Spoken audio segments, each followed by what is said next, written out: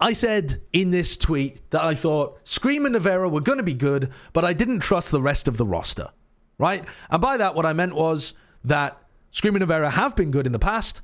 I don't think that these players are going to be put in a great position, like XMS. I don't think these players are good enough, like Nuzera, to be honest, and we'll talk about him later.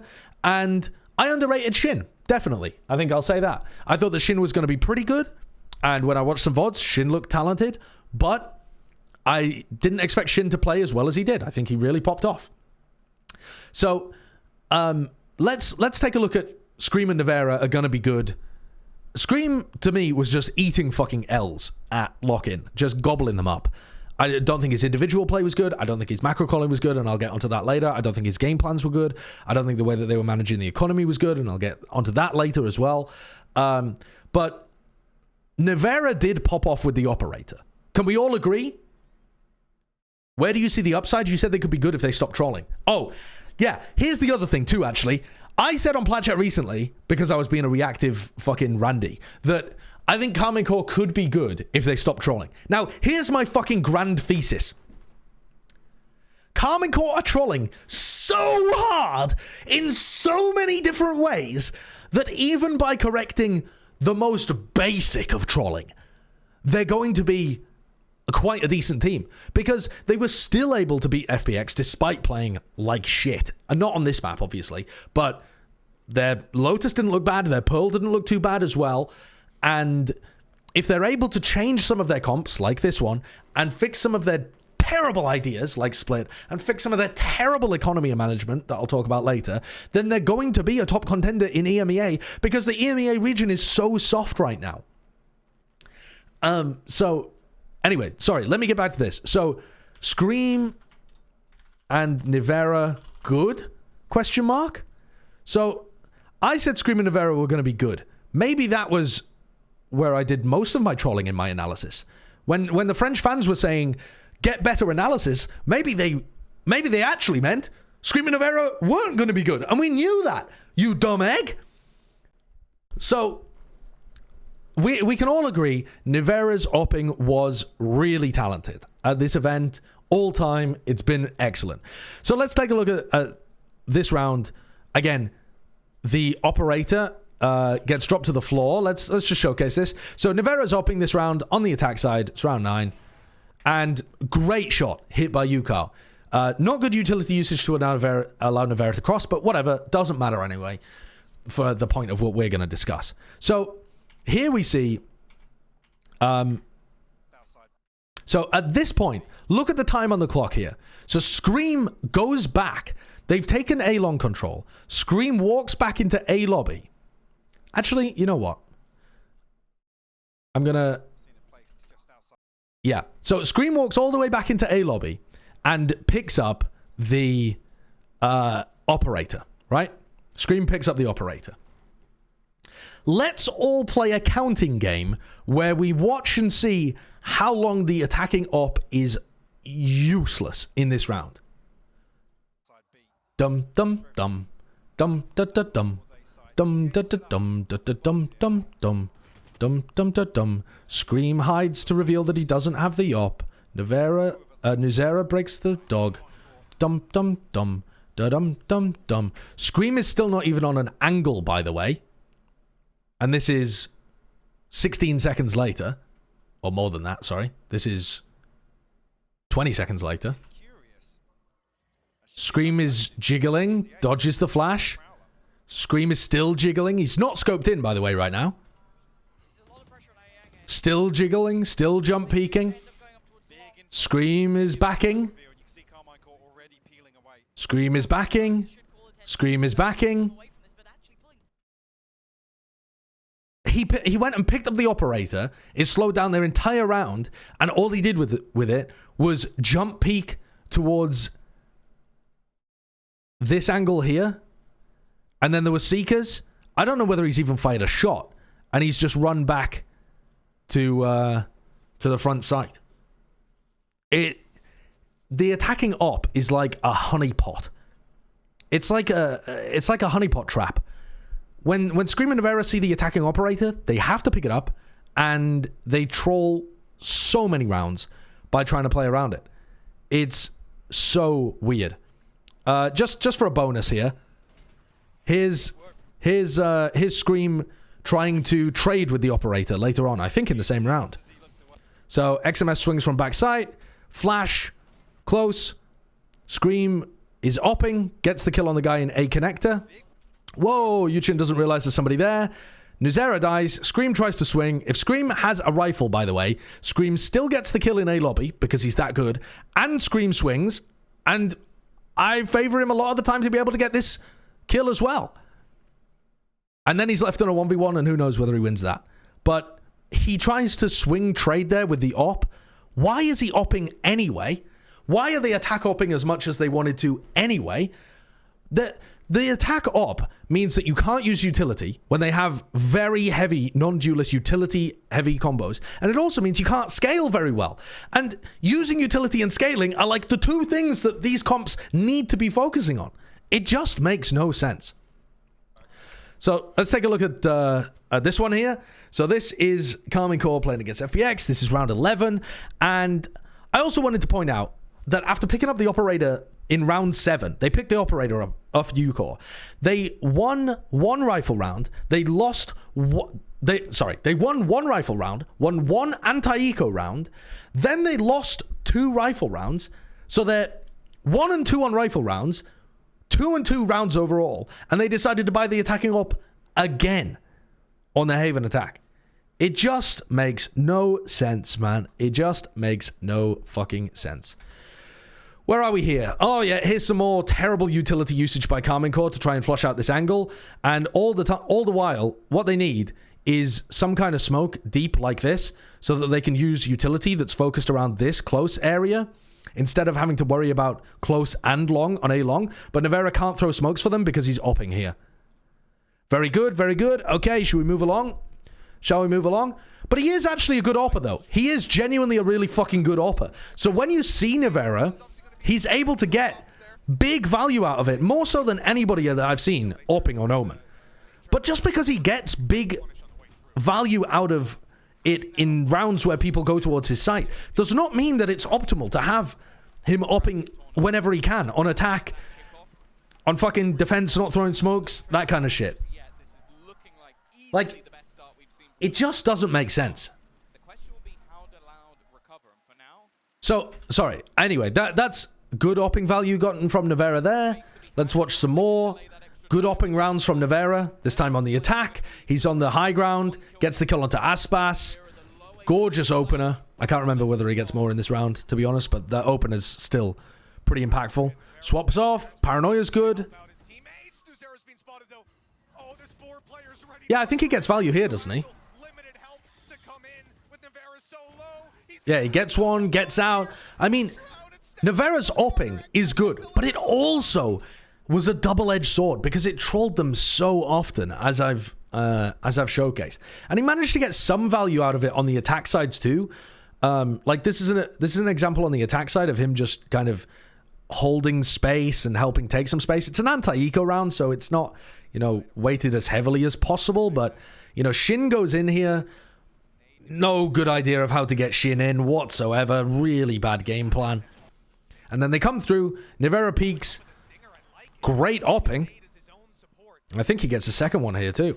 Yep, gets another one right before the cage pops. Like, Nivera was still getting value on the operator, but it's sucking them in. It's such a honey trap. Because it hurts them massively in a lot of these rounds too.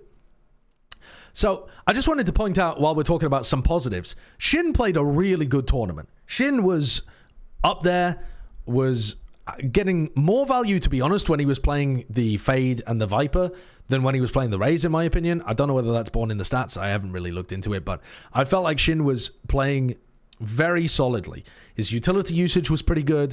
His fragging was very good. So, yeah, a lot of promise from Shin. If he's going to be the main duelist player for the team, though, he's definitely looks uncomfortable in that situation. His Raze on Split on the attack side was more just kind of going through the motions than using his brain in these situations.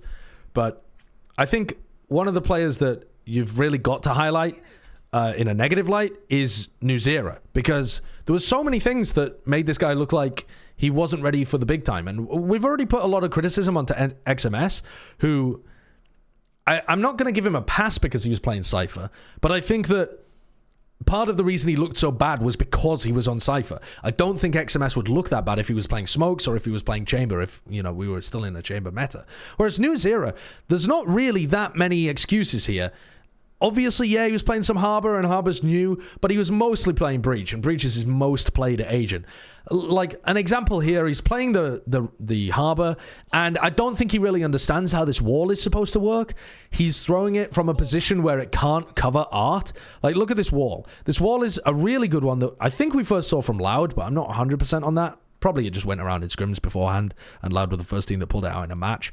But this wall, if you throw it from like here, you curve it like this, and it actually lasts long enough to cut off art completely. The way that Nuzera's throwing it is like he just saw it in a VOD and didn't pay attention to where they were throwing it from, because here it's not doing one of its principal things, which is to actually stop Less from getting information towards art. Like, Less is just jiggle peeking from this back position, getting all of the information towards art right now. And from Karmine Corp's point of view, from ScreaM's point of view as an IGL, they should not know what's happening in art currently, or at least there's a very low chance unless they're playing somebody aggressively. So just fucking up some basic stuff. I mean, I'm sure we all remember this moment when Nuzera is in an unlosable 1v1.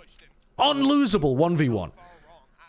And ends up losing it. Realizing that ulti's online, but in the end, I think he's going to win this round. The Rolling Thunder can come through and deny that. No. Nuzera just misses his Aftershock on an agent that he plays all the time when he could have invested the ult as well and stopped the plant from going through.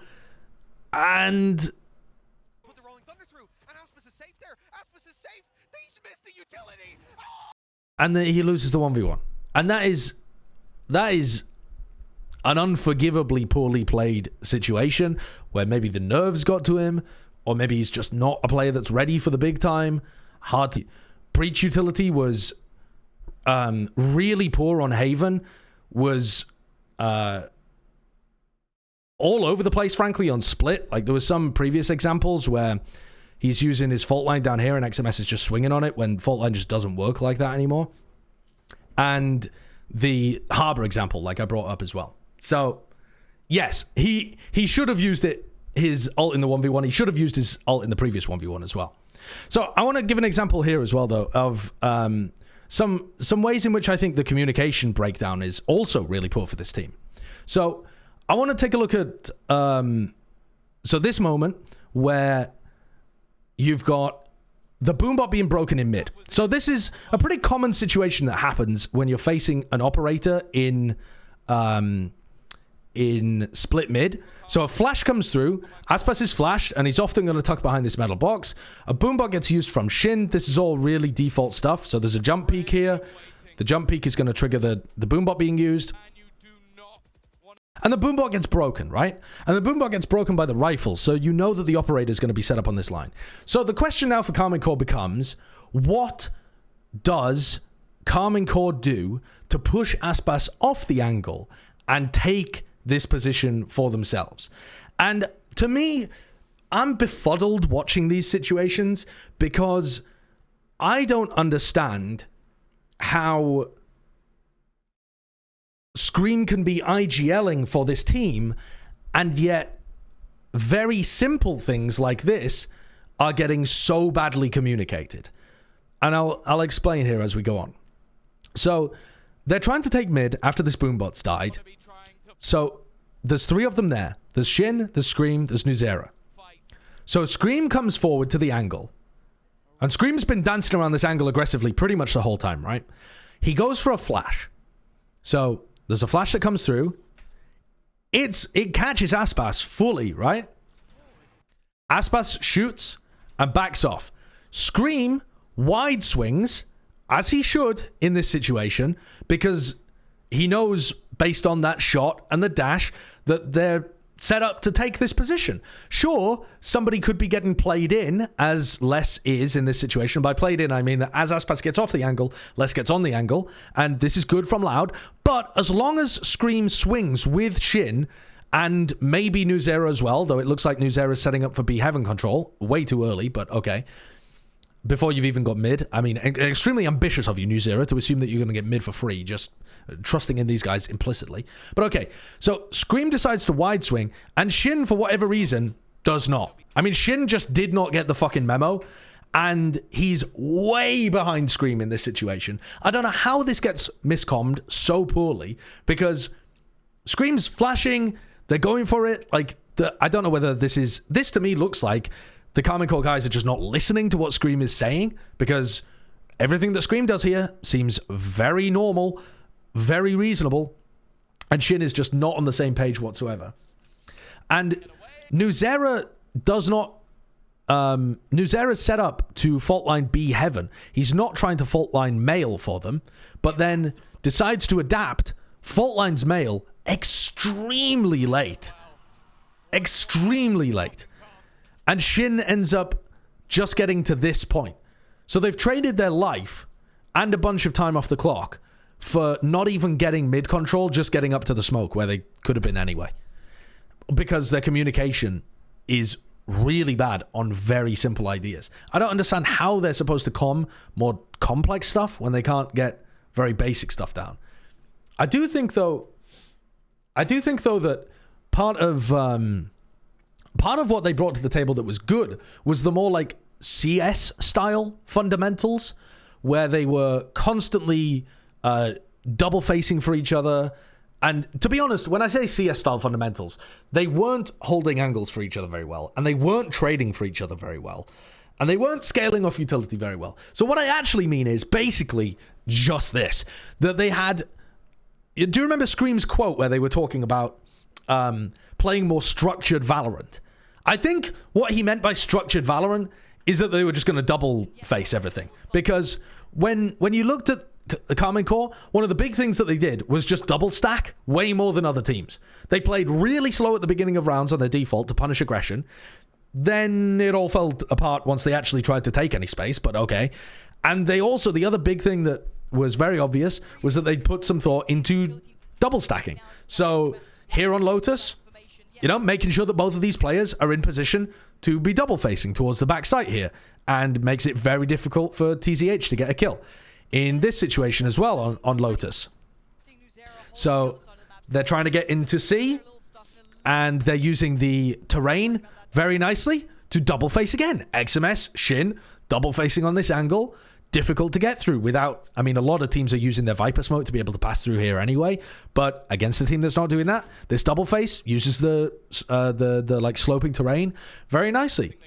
More of this, where they had Nivera swinging at the same time as XMS here, as Nivera gets picked off, but XMS manages to find the player that's low down on, again, another double face. I think this is what ScreaM has in his head when he talks about structured Valorant, because they're not structured in almost any other sense of the word, but they have this, I guess. In this situation as well, you see them double facing in art. They end up, you know, not having to get fully challenged, but they're clearly going for it. And here they find themselves in a clutch. And here, again, Nuzera decide to set up a double face, one high, one low, kind of, towards this position. Now, they kind of fucked if anyone comes elbow on them here, so it is a bit of a gamble, but anyway, it just shows that rather than focusing on other things, this team is putting a heavy emphasis on trying to double face like this to avoid, to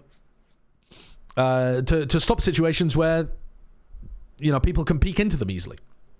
So... okay, so one of the other points that I made in this fucking... I'm trying to go through this point by point, by the way. But I guess I've gotten derailed, because this wasn't really about ScreaM and Nivera being good. This was about fucking other random shit. But one of the other ones was, were they a clout team?